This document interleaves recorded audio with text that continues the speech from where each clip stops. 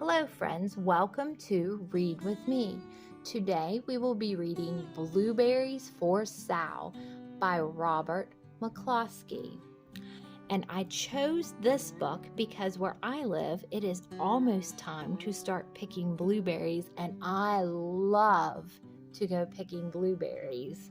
And I like to freeze them and then we eat them all winter long. And this is a great classic book, one of my favorites. One day, little Sal went with her mother to Blueberry Hill to pick blueberries. Little Sal brought along her small tin pail, and her mother brought her large tin pail to put berries in.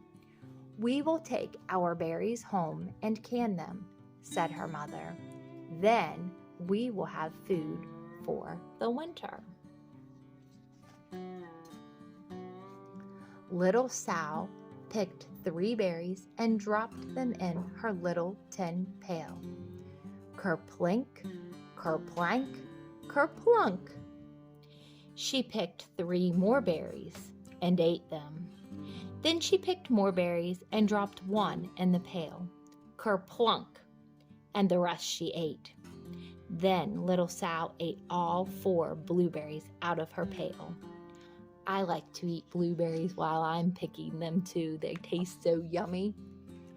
Her mother walked slowly through the bushes, picking blueberries as she went and putting them in her pail. Little Sal struggled along behind, picking blueberries and eating every single one. Little Sal hurried ahead and dropped a blueberry in her mother's pail. It didn't sound kerplink because the bottom of the pail was already covered with berries. She reached down inside to get her berry back. Though she really didn't mean to, she pulled out a large handful because there were so many blueberries right up close to the one she had put in. Uh-oh, she's taking some of her mother's berries.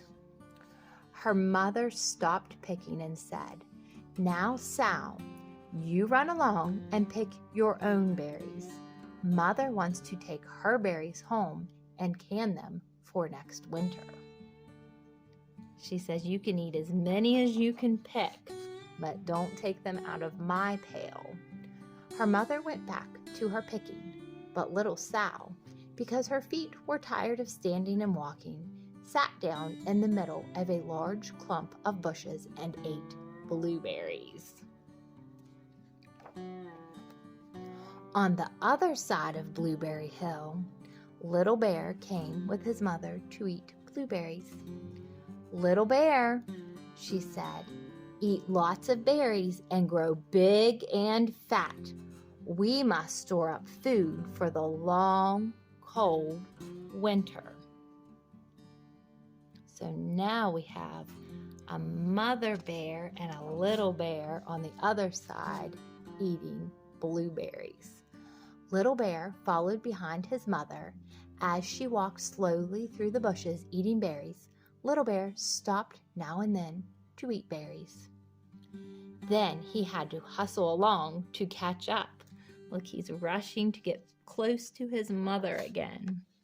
Because his feet were tired of hustling, he picked out a large clump of bushes and sat down right in the middle and ate blueberries. He's eating big mouthfuls.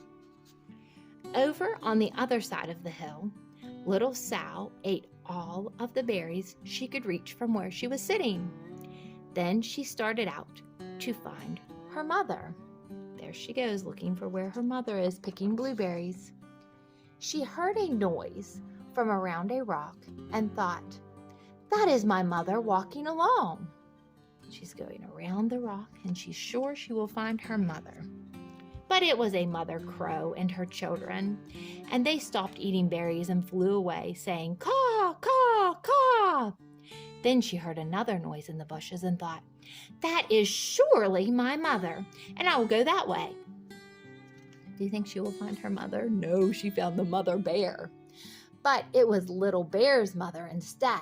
She was tramping along, eating berries, and thinking about storing up food for the winter. Little Sal tramped right along behind. By this time, Little Bear had eaten all the berries he could reach without moving from his clump of bushes. Then he hustled off to catch up with his mother. He hunted and hunted, but his mother was nowhere to be seen. He heard a noise from over a stump and thought, "That is my mother walking along." Do you think he will find his mother? No, but it was a mother partridge and her children. They stopped eating berries and hurried away. Then he heard a noise in the bushes and thought, "That is surely my mother. I will hustle that way." Do you think he will find her this time? And maybe Little Sal? No, he found Little Sal's mother.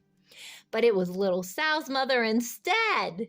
She was walking along, picking berries, and thinking about canning them for next winter. Little Bear hustled right along behind.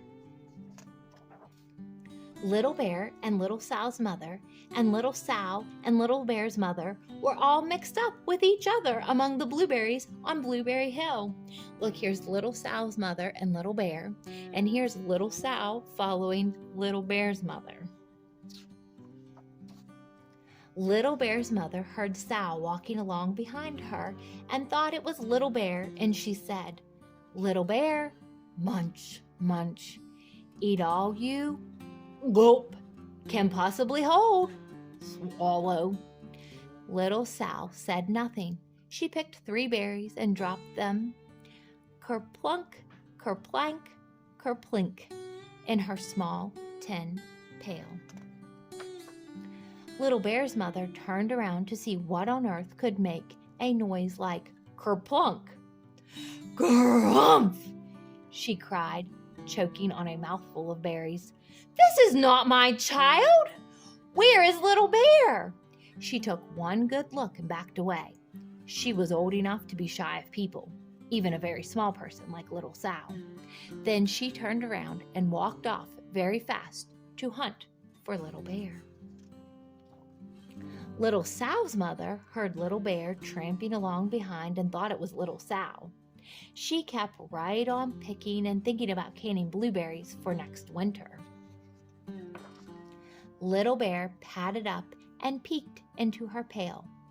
Of course, he only wanted to taste a few of what was inside, but there were so many and they were so close together that he tasted a tremendous mouthful by mistake. "Now, Sal," said Little Sal's mother without turning around, "you run along and pick your own berries. Mother wants to can these for next winter." Little Bear tasted another tremendous mouthful and almost spilled the entire pail of blueberries. Little Sal's mother is not going to be happy about that. And now she looks a little scared because she saw a bear. Little Sal's mother turned around and gasped, "My goodness! You are not Little Sal! Where is my child?" Little Bear just sat munching and swallowing and licking his lips. Little Sal's mother slowly backed away. She was old enough to be shy of bears, even very small bears like Little Bear. Then she turned and walked away quickly to look for Little Sal. Do you think they will find each other? They do. She hadn't gone very far before she heard a kaplink, kaplank, kaplunk. She knew just what made that kind of noise. She has found Little Sal. Little Bear's mother had not hunted very long before she heard a hustling sound that stopped now and then to munch and swallow. She knew just what made that kind of noise. She found Little Bear. Little Bear and his mother went home down one side of Blueberry Hill, eating blueberries all the way, and full of food stored up for next winter.